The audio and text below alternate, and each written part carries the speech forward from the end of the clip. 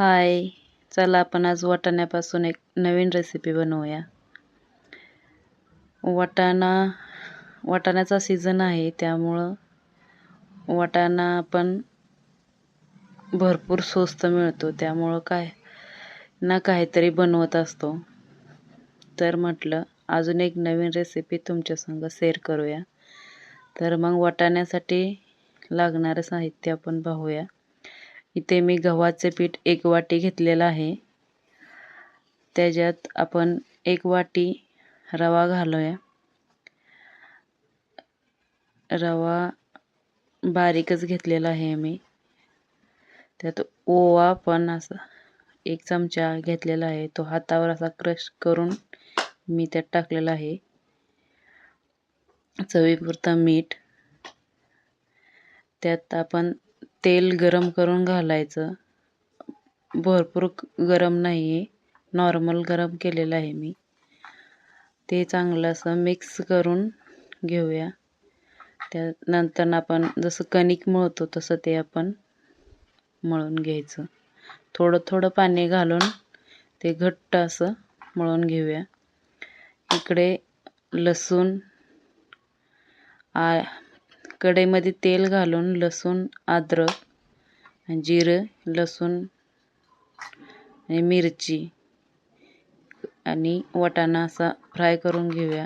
तो गार झाल्यानंतर मिक्सरच्या भांड्यात घालून त्यात आपण 1 चमचा सूप घातलेले आहे.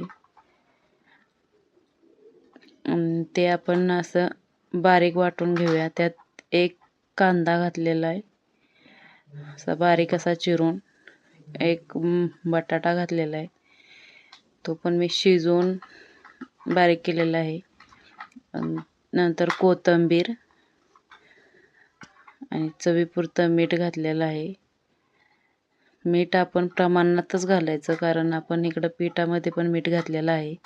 हे चांगलं असं मिक्स करून घ्यायचं आणि ते आपण मळून घेतलेलं पीठ त्याचे असे बारीक बारीक गोळा करून, जसं की आपण पराठे करताना किंवा आपण पुरणपोळी करताना जसं आपण ते सारण भरून घेतो, तसं हे पण सारण भरून अशा पद्धतीने आपण त्याचे वडे बनवून घेऊया. मी हे सगळे वडे अशा पद्धतीने बनवून घेतलेले आहेत. चला आता आपण हे फ्राय करूया. कढईत तेल घालून त्यात गरम झाल्यानंतर मिडियम गॅसवर मी हे वडे फ्राय करून घेत आहे. हे असे फ्राय करून घ्यायचे. बघू शकता तुम्ही कशा पद्धतीने मी वडे फ्राय करून घेतलेले आहेत. अशा पद्धतीने मी ही रेसिपी